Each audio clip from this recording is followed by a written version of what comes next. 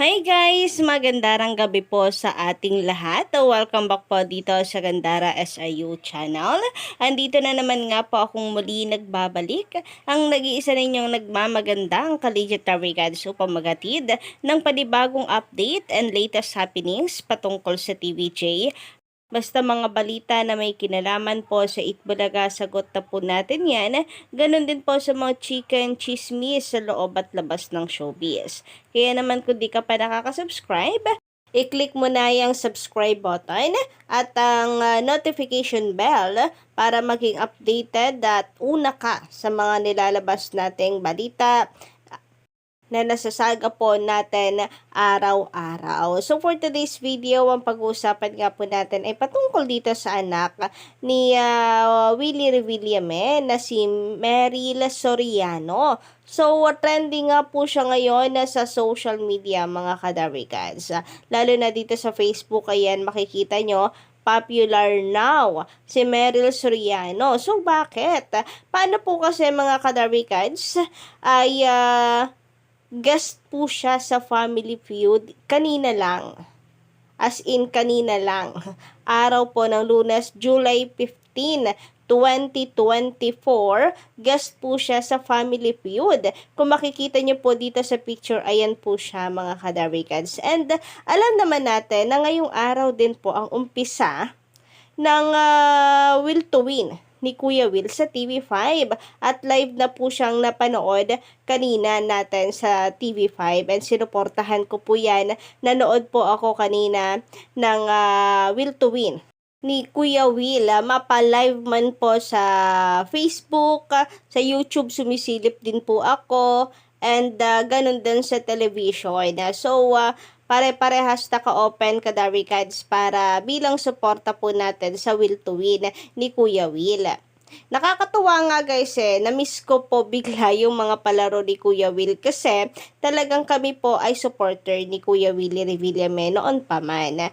Ang baby ko nga po na panganay ay mula pagka baby niya yung marunong na siyang sumayaw, mga 7 months old, hanggang sa siya po ay mag 1 year old plus, hanggang sa mawala yung wawawin, ay kinalakihan na. Tuwan-tuwa po siya pag Will to Win na sumasayaw. So, supporters po talaga kami ni Kuya Will. And ngayon nakakatuwa na meron na pong Sakurera.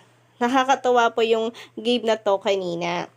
Anyway, sa unang araw po ni Kuya Willa sa TV5, nagulat naman po ako na pag sa feed po ng aking Facebook, biglang lumitaw ito pong si Meryl Soriano na nag-guest po siya dito sa Family Feud. Kasi nga pinag-uusapan po siya ngayong hapon dahil katapat po ito ng programa ni Kuya Will. Tapos, doon po siya napapanood. Unang araw pa man din po. So, bale, Soriano family po pala ang naglaro kanina sa Family Feud. At isa nga po si Meryl Soriano dito na anak ni Kuya Willie Revillame na nagkataon naman po na first day ni Kuya Will sa TV5. Ayan po galing no? Timing na timing. So, naglaban po pala kanina Reyes family at ang Soriano family. Wala naman po sanang problema. Ang kaso bakit itinapat pa po sa programa ni Kuya Will sa unang araw pa man din. Grabe naman po ang GMA Network, di ba? So, base po dito sa post nung nakaraan, isang araw po pala kasi nag-search na po tayo since trending po siya ngayon sa Facebook. 3 days, ayan, 3 days, recorded na po ang Family Feud guesting ni Meryl Soriano. So, hindi po siya kabangga ng oras ng kay Kuya Will kasi live po itong kay Kuya Will, pero tapos ito pong Family Feud ay recorded na nung isang araw pa. Ganun pa man mga kadarikad, sana ay in-adjust naman po nila, in-adjust na lang po sana nila, no? Sana bukas na lang, hindi po itong mismong araw, unang araw ni Kuya Will, talagang tinapat nila. Para naman po silang walang puso niyan, kapuso pa man din po sila, di ba? Kayang-kaya naman po yan kayang-kaya naman po yung gawa ng paraan na i-adjust. talagang seryoso ang labanan, sineseryoso ng GMA Network. Parang personalan na rin, di ba? Kasi kapamilya ito ni Willie Revilla, may anak po niya. Ito ba yung sinasabi nilang hinahanda nila sa pagbabalik ni Kuya Will sa TV5? Ito na ba yun? Ito ba yung panlaban nila sa Will to Win opening ni Kuya Will? Mabuti na lang talaga kahapon at present din itong si Miss Meryl Soriano sa Will to Win welcome back party ni Kuya Willie Revillame. Siyempre bilang pagsuporta sa kanyang ama. Sabi nga dito, Willie Revillame magbabalik na sa TV5. Live na sinuportahan ng 3 anak na sina Huami Revillame, Marimonte Revillame at Meryl Soriano. Kasama na rin ang kanyang apo. Congrats, Kuya Will. Ang saya-saya ng puso ko nung mabalitaan ko ito kahapon, Kadarikans, na present si Meryl Soriano para supportahan si Kuya Will, ang kanyang ama. Nandoon yung kanyang mga anak to support him. Tapos biglang ganito naman po ang the moves ng GMA Network. We are so proud of you, Papa, ang sabi pa. Kompleto nga ang mga anak ni Willie Revillame na sina Marimonte, Huami at Meryl Soriano sa kanyang naging comeback party kagabi sa New Frontier Theater. We are so proud of you, Papa. Mamaya na ang simula ng kanina po, panibagong programa para sa bayan dahil kayo ang bida.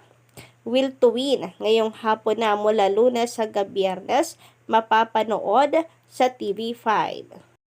Napakasaya ko at ng mga taong nakakaunawa na sa entablado ang tahanan ng akong tatay.